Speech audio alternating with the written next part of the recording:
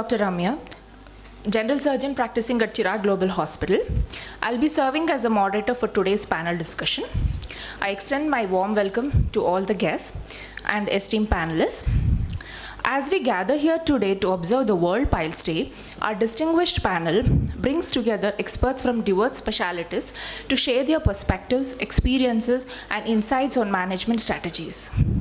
Often, patients with symptoms of anorectal diseases consult general practitioners, general physicians, general surgeons, even gynecologists, gastroenterologists. So today's discussion, we aim to explore the diagnostic dilemmas, overlap of symptoms and or management approaches across various disciplines, and also aims to prevent misdiagnosis or mismanagement. Without further ado, I request my colleague Dr. Sridevi to introduce the panelists to the dais.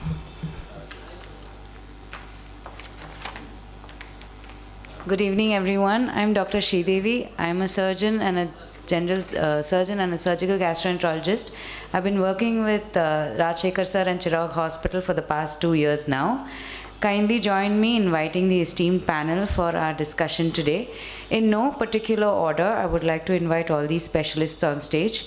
Dr. Nirmala Reddy BM ma'am. She's an esteemed OB/GYN specialist, currently serving as a medical director and senior consultant at Green City Hospital. Ma'am is a joint treasurer of BSOG and a life member of FOGSI, MUSK, and AGOI. Ma'am has facilitated AICOG 2023 as a faculty, and she has voluntarily contributed to cervical cancer detection camps in Bangalore for over 5 years now. Dedicated to women's health, Nirmala ma'am brings expertise and compassion to our panel. We welcome you, ma'am.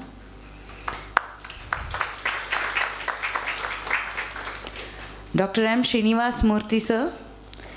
Sir is a distinguished general surgeon with over 3 decades of experience. He is an MS in general surgery from BMC and FIAGES. Murthy sir has worked with renowned hospitals and research centers, including Westmead Hospital in Sydney. His expertise includes general, laparoscopic, podiatric, and vascular surgery. He is a respected speaker and has presented at national conferences and received multiple awards. We welcome you to the panel, sir. Dr. Arvind GM. Sir is an expert physician with over 20 years of experience in internal medicine. He has held various academic and clinical roles in prestigious institutions. He is currently practicing at Dr. Malti Manipal Hospital as an actively involved in research and public health initiatives. We welcome you to the panel, sir. Dr. Abdul Aleem, sir. He is a seasoned family physician and diabetologist with over 30 years of experience in primary healthcare. He is a graduate of BMC and has undergone specialized training in diabetes management from Dr. Mohan's Institute, Chennai. He has completed various cardiology and advanced life support courses. He is currently serving as the FPA Association Secretary. We welcome you to the panel, sir. And lastly, but definitely not the least, Dr. Ravindra B S, sir. Ravindra B S, sir, is a director of medical gastroenterology and hepatology at Fortis Hospital, Bangalore. With a career spanning over 2 decades, sir is a renowned gastroenterologist with international training in advanced endoscopy with a strong academic background. He has received numerous awards and accolades, including a certificate of honor from the PM of India. Thank you for joining us as an expert panelist today, sir. We welcome you. I would like to hand over to the dais to my colleague Dr. Ramya, who will lead the panel discussion. I would like to start with the first case scenario. A 40-year-old male patient presents with complaints of hard stools and straining while defecation since 6 months, history of bleeding per rectum from 1 week. There is no complaints of PR pain, PR mass, or abdominal symptoms. How do you manage this case, sir? So, Dr. Abdul, sir.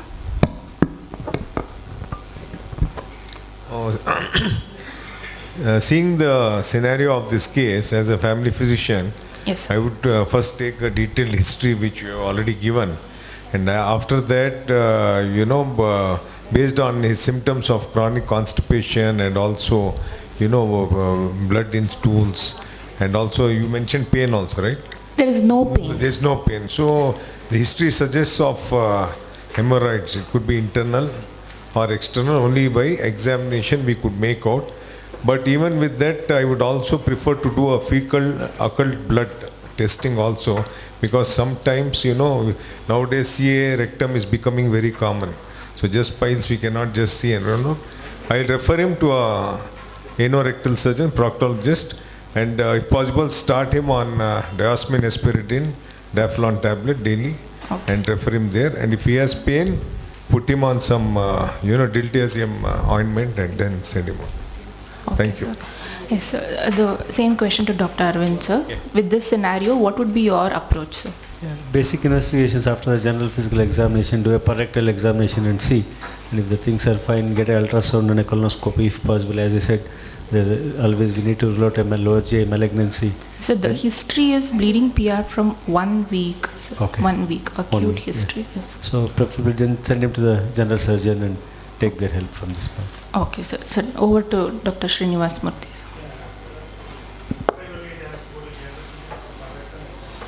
Okay, sir. Okay.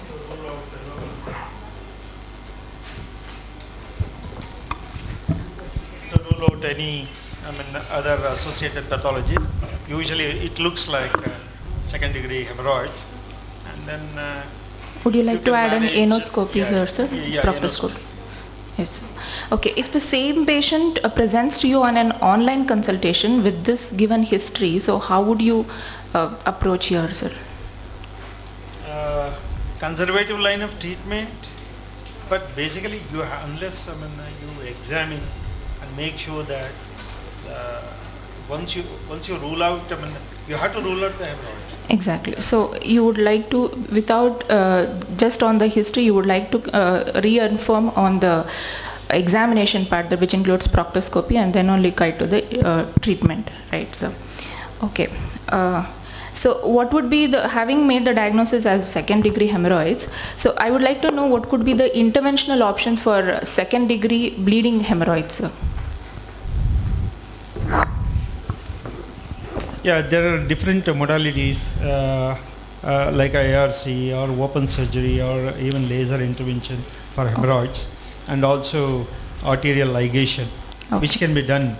Okay, and you can involve a gastroenterologist also to rule out the malignancies apart from local pathology.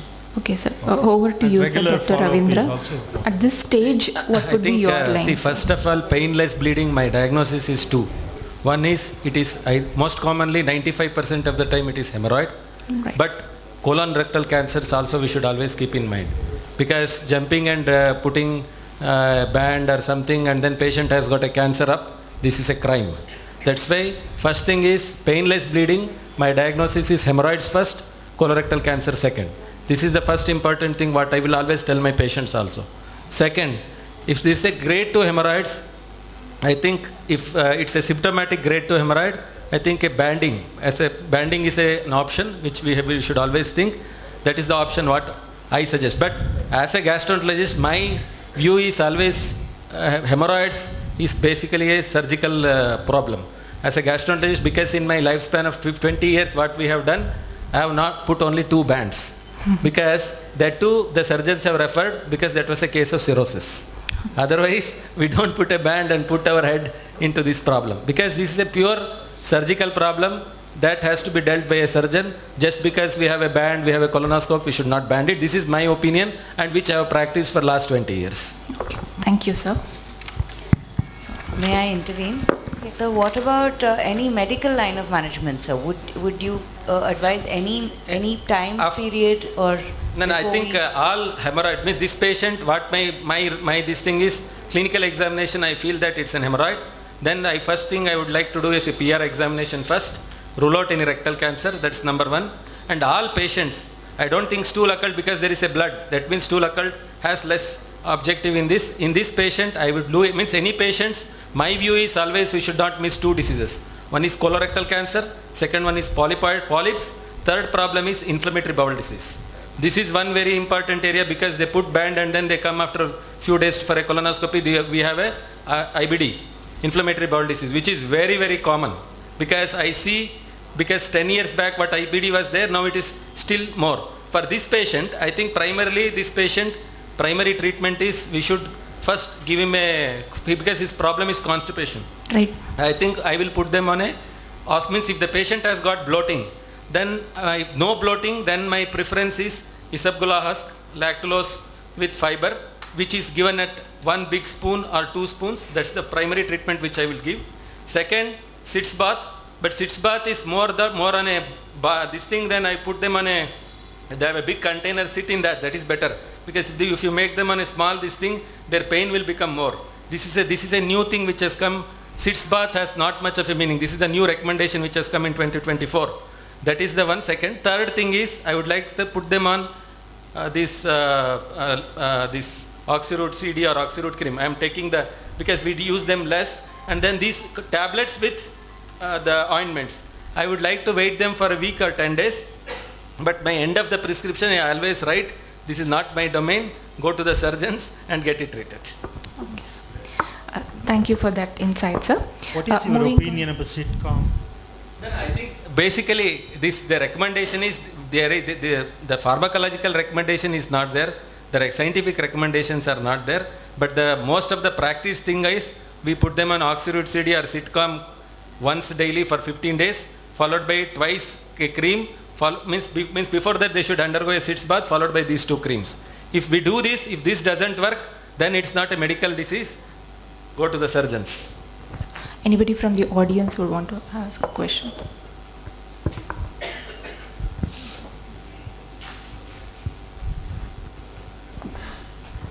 Thank you very much. Very nice discussion. Basically, when I teach my interns, I don't have students. I don't teach them much. We have students though, but it's the interns we teach. When the interns are sitting in the OPD, they're just about, they don't know how to deal with these cases. So basically, I tell them there are 2 things that you have to do. Ask them whether there's commonest symptoms, pain and bleeding, right? Whether the pain is significant or the bleeding is significant, or rather painless bleeding. So that helps me differentiate what kind of disease they have, whether it's a fissure or hemorrhoids. So that's one thing. Second thing, I always give them a course of 2 weeks of conservative management. See, basically, the conservative treatment is the I know, of course, like sir said, it's a surgeon's domain. But yes, even as surgeons, we have to treat them conservatively. We give them a couple of weeks of, it's all about lifestyle. It's about how they pass stool. Passing stools also is like a meditation, right? You don't have to really force. You have to sit calm. You allow the bowel movements to happen. There are lots of things in it. So conservative management is the first thing for a couple of weeks. If they do not respond, that is when we think about surgery. Thank you, sir. So may I ask a question to the panel and the audience? So let us say that this patient did respond to the conservative treatment. Would you still go ahead for a colonoscopy? I think if there is any patient, especially is 40 years above, altered bowel, low hemoglobin, family history of colon cancer, I think this patient needs, if his age is 40 years. 30. 30 means it's okay, but anything more than 40, weight loss, family history of colon cancer, blood in stool, I think colonoscopy should be done. Regardless of the response to treatment? Response to treatment is immaterial, because the main indication is you should not meet a colorectal cancer and put a band or a surgery for him. That's why if there is an altered bowel, means all 4 things are important. Altered bowel, family history of cancers, and then any GI cancers or hereditary cancers, and then weight loss, age more than 45. This makes mandatory. Even if you find a piles, please do a colonoscopy and then do the surgery. Okay. Thank you, sir. Moving on to the next question. A 28-year-old pregnant lady walks to your clinic with complaints of constipation and bleeding PR since 1 month. Possible differential diagnosis and approach and management in the 3 trimesters. Over to Dr. Nirmala. 28-year-old pregnant lady walks to your clinic with complaints of constipation and bleeding PR since 1 month. So possible DDs and the line of management in the 3 trimesters.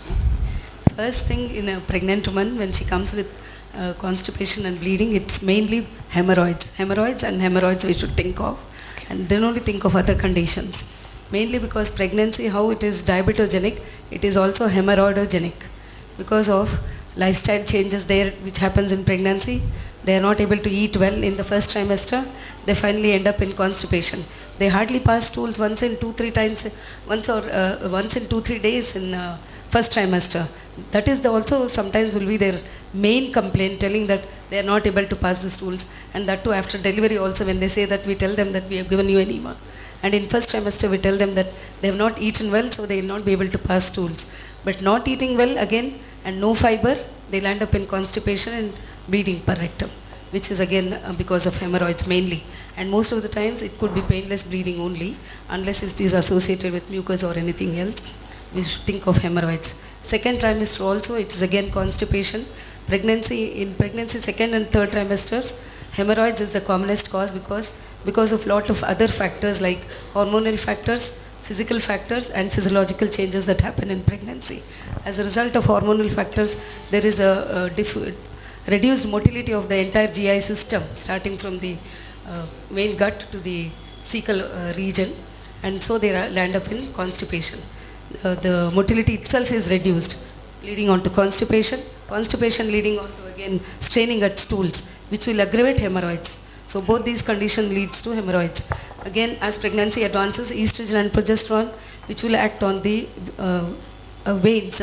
Mainly estrogen enlarges the venous walls, and progesterone reduces the strength of the venous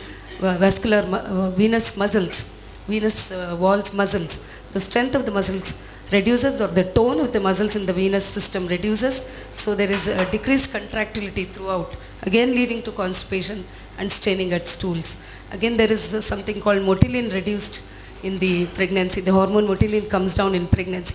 All these leading to, in the first trimester, most of the times we don't advise, but sometimes rarely we advise laxatives or stool softeners, but we do advise them to try and take more fluids and soft diet and high fiber diet, which is quite difficult.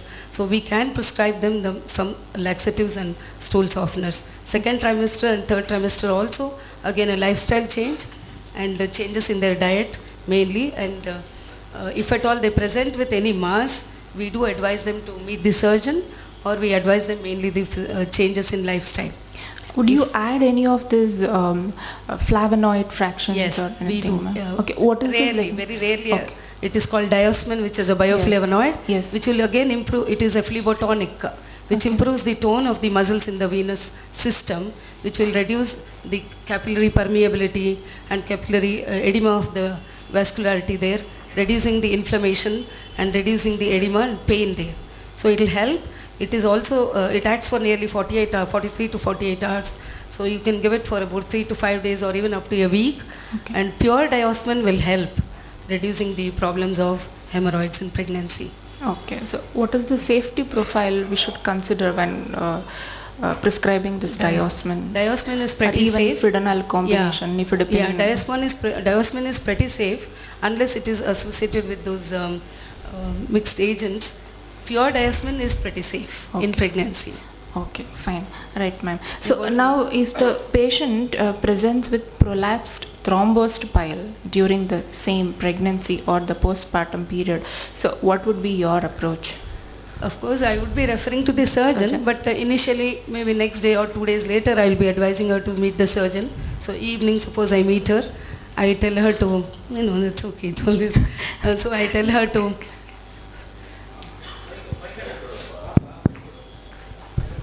somebody wanted. Please. Thrombosed bile, definitely I will be referring after 1 or 2 days, but the first visit I would be advising putting her on some painkillers and then a local xylocaine ointment and some cooling agents which may help for her. Okay. So surgeon, sir, so when the patient is referred to you, so what would be your line? No, surgery is a challenge, especially in a pregnant woman, and different trimesters yields different. I mean, it affects the fetal growth, and it can induce termination and all that. And Dr. Rajshekar is very good in doing local this one. When second trimester, it's okay, spinal third, but it's contraindicated. So under local procedures can be done. Again, as doctor said, you can go for conservative line of treatment, then plan for surgery. Especially when you say, if you say there is thrombose, then probably intervention will definitely alleviate the pain. Okay.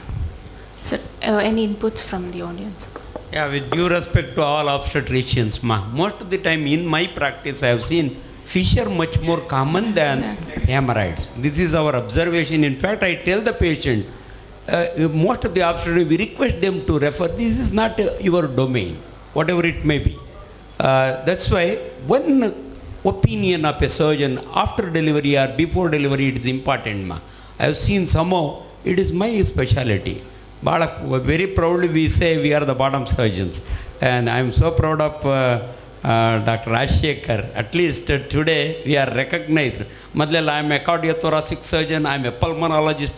Today we are very proud to say I am a proctologist. Kundi doctor anta kannadadalli helthivi. We are very, very famous. At least we have brought some respect to this, the last part of GIT. So I always feel proud. Somebody should have given importance for the most neglected part of human body is this bottom. And 30% of human population, they suffer from bottom problems.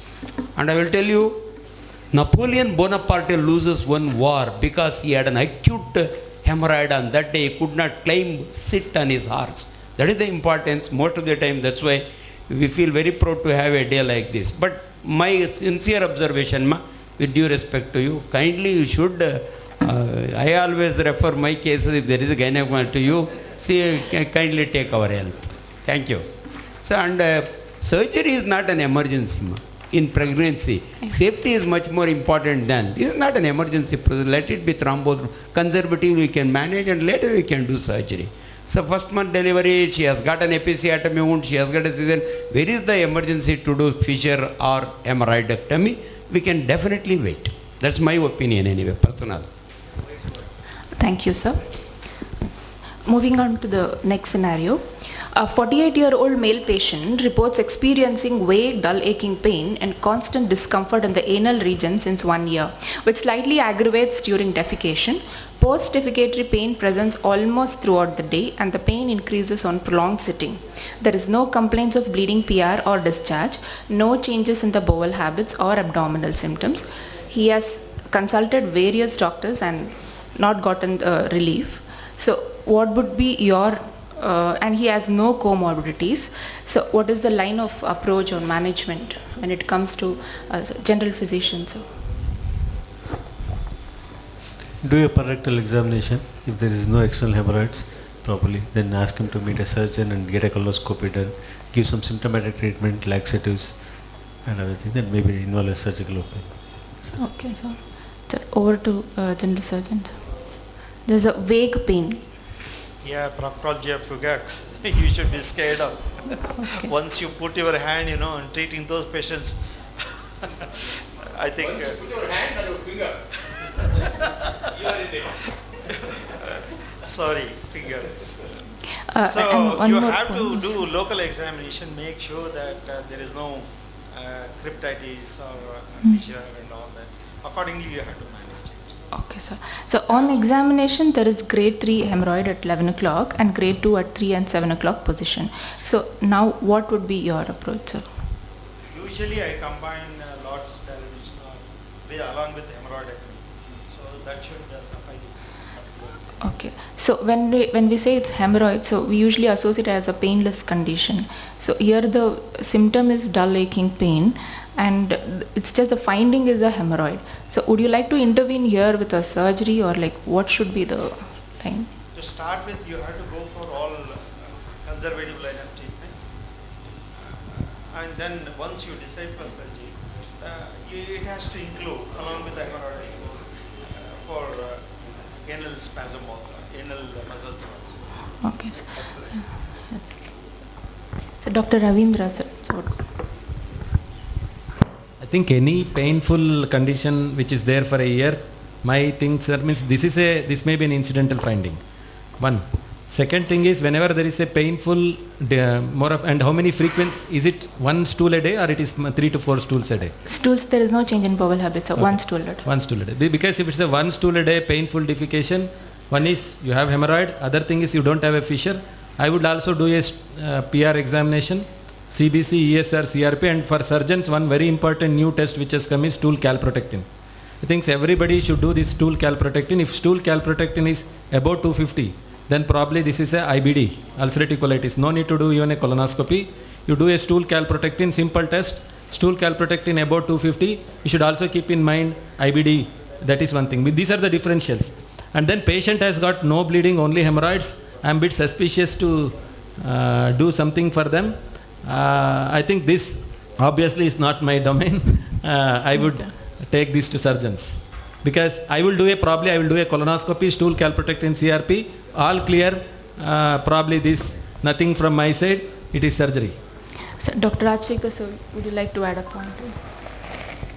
So we have noticed, I have certain concepts which are not mentioned in books. It's my observation for the past 30 years.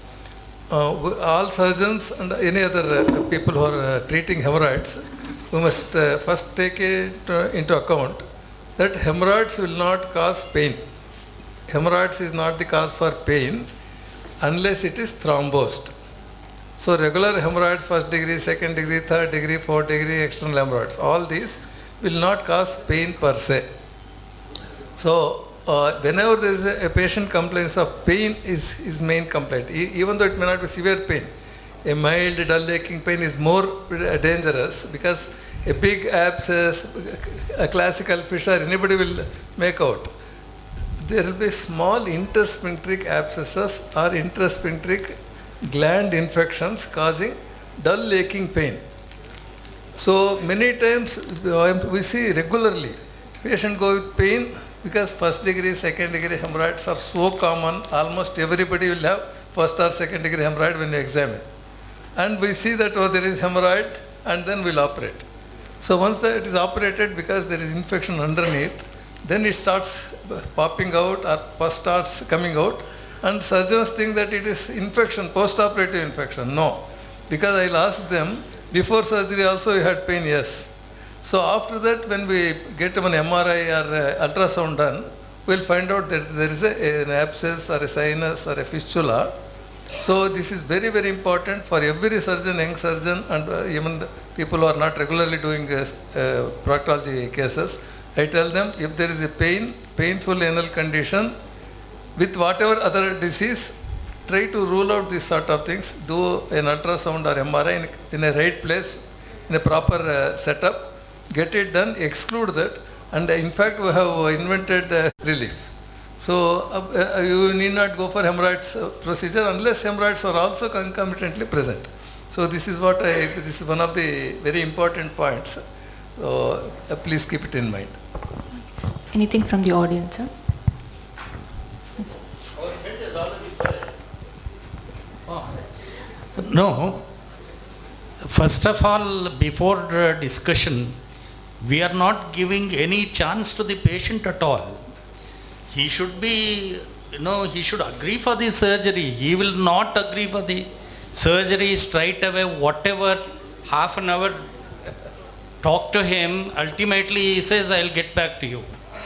Only thing which makes the patient to come to you is pain or bleeding. Yes. Some kind of discomfort, they never bother. Somehow they always blame on their diet, and his neighbor will tell, or the old patient will tell, lo chicken tinnad bido sari hogtade, badnekai tinnad bido sari hogutte, bisniral kutkonbido sari hogutte. Or they will not come to you at all. Most of the patients will not come to you. So only these two symptoms will bring you there. And when you, as Dr. Rajshekar said, particularly if it is fissure, always they come early. If there is bleeding, they come early. If it is hemorrhoids, even if it is propping up, unless they get into thrombosis or some kind of discharge, they will not come to you. Somehow, or when they are passing motion, it will come in the way, obstructs, then they will come. As you have rightly put it, as a clinician, when you are doing a digital examination, be careful. Always try to elicit some kind of induration, minimal induration, and some kind of tenderness you elicit. Exactly. That is what you told specifically, I have come across so many patients, post-operative, they develop small abscesses, they come back with fever and repeated pain. So that before surgery, if you could identify some kind of induration and tenderness, Yes, sir. that is the thing we have to concentrate than jump into do surgery and get into problem later.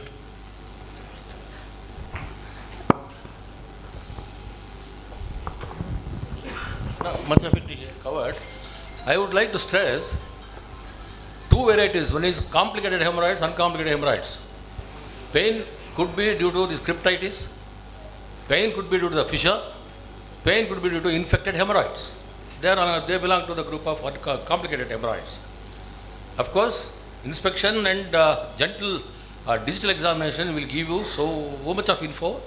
And be careful, don't in that knee chest position, left lateral position, don't take your face close to the patient's anal orifice, because the foot is right on your face. So very painful, this one my teachers used to tell me, don't do rectal examination if you see a fissure or history is suggest of fissure, because he is going to kick on your right on your face. So this must be the take home message. Yeah, generally pain is a symptom for further looking into details. Yes. That's it. Very good. Right. Thank you, sir. Moving on to the next case capsule.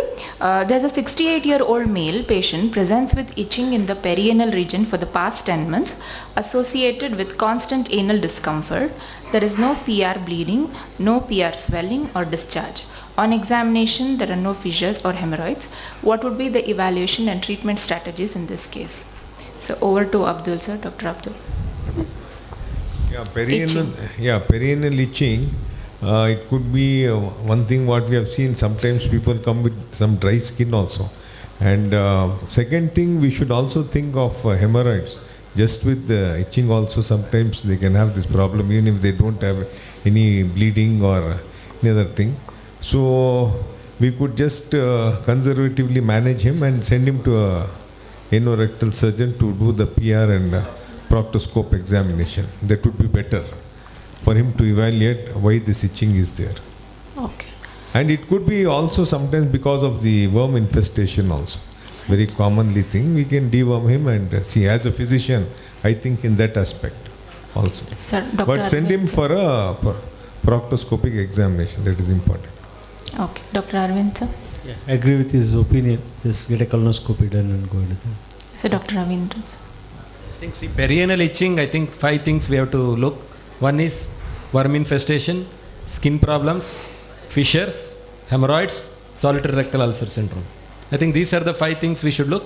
And the 6th thing is even proctitis can come with, IBD proctitis can come with itching. I think the modality is CBC, ESR, CRP, stool routine examination, and at least a proctoscopy or a video proctoscopy or a sigmoidoscopy that will make the diagnosis and then treat it accordingly. Okay. If the patient is a female, particularly 68-year-old female, if she is coming with itching around the anal region, you should never forget leukorrhea, maybe because of end-stage CA cervix. Quite a few will come back with only itching around the anal region. Okay. So that's been an insightful discussion with the active participation from the audience as well as your esteemed panelists. I thank all the guests and the panelists. So over to the next session. Thank you very much. I would like